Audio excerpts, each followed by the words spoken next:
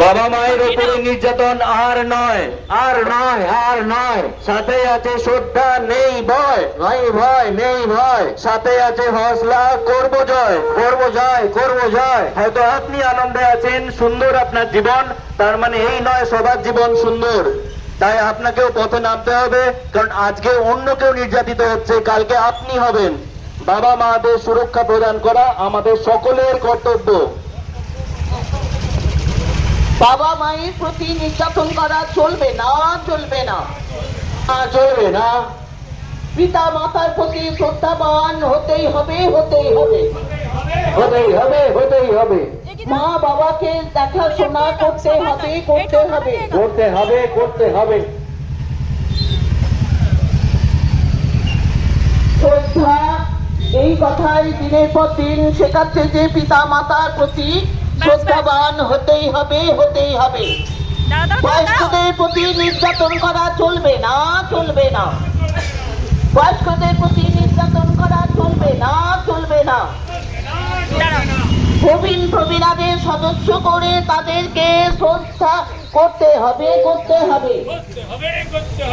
বাড়িতে পিতা মাতাকে দেখতে হবে, শ্রদ্ধা করতে হবে,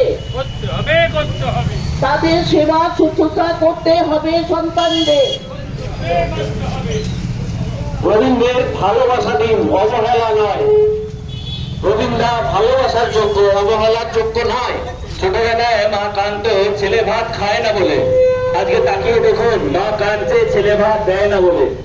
মানতে কষ্ট হচ্ছে, মানতে কষ্ট হলেও এটাই বাস্তব। হয়তো আপনার বাড়িতে নয়, আপনার পাশের বাড়িতে। কয়েকদিন সময় দিন, আরো কদিন নিঃশব্দে থাকুন, দেখবেন আপনার বাড়িতেও সেই নির্যাতন পৌঁছে গেছে।